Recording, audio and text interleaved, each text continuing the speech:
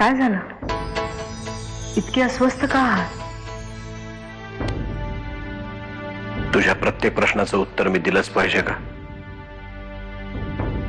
उत्तर देण्याजोगं नसेल तर नका देऊ, पण माझ्या बोलण्याने जर तुमची अस्वस्थता कमी होणार असेल तर मला तुमच्याशी बोलायला नक्कीच आवडेल.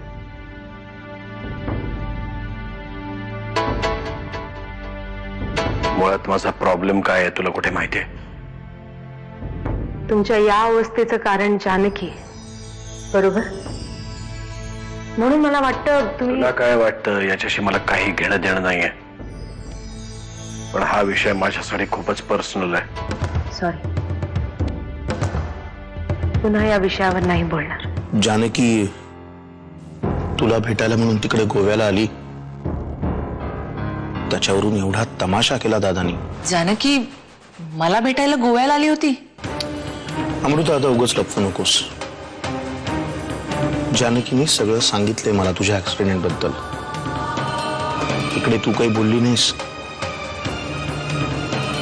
आणि तिकडे दादाला न सांगता जानकी तुला भेटायला आली. हे चुकलंच तिचं, पण त्यावरून दादा एवढा चिडला, बोल बोल बोलला तिला. घरी आल्यापासून बघतोय, बोलणं नाही, विचारपूस नाही. कामाचं बोलायचं असेल तर बोला, नाहीतर इकडून निघा. कामाचंच बोलायचंय, पण ज्याच्या बरोबर बोलायचे त्याचा काय पत्ताच नाही. मग जा आता इकडून. कसा जाणार? काम झालंय बगर. कसं आहे म्हणजे आधी बघतोय मी, दादा आमचा लई बिझी दिसतोय. मंत्रिपदाच्या शर्यतीमध्ये उतरल्यापासून लक्षच नाही त्याचं दुसरीकडे कुठं. तुम्ही लक्ष घालते की नाही या भानगडीमध्ये? का सगळा कारभार आपला त्या राधिका मॅडमच्या हातात? हे त्यांनाच जाऊन विचारा ना. कुणाला कशाला विचारायची काय गरजच नाही ना. डोळ्यात दिसते, कानाला ऐकू येते, कळते की आम्हाला घरात काय चाललंय ते. जानकी गोव्याला आली होती मला भेटायला? कशासाठी आणि कधी? काय चाललंय हे? आर्यन आणि जानकी नाही नाही, ते डोळ्याचे नाही वागणार. परशुराम किल्लेदार, असं हरून जायचं नाही, उभं राहायचं पुन्हा एकदा.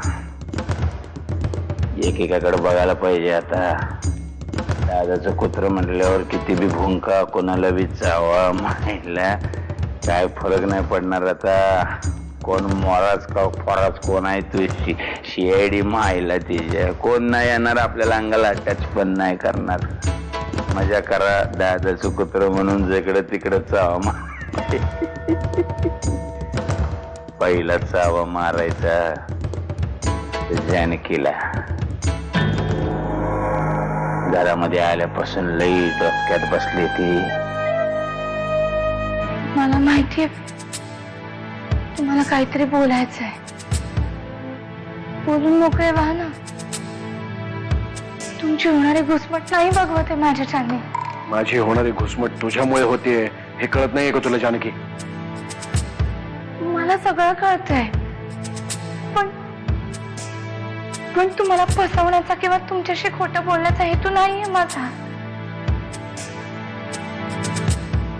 मग का सांगत नाहीयेस मला खरं खरं? का लपवून ठेवतेस माझ्यापासून काहीतरी? याचा अर्थ तुझा माझ्यावर विश्वास नाहीये, हो ना?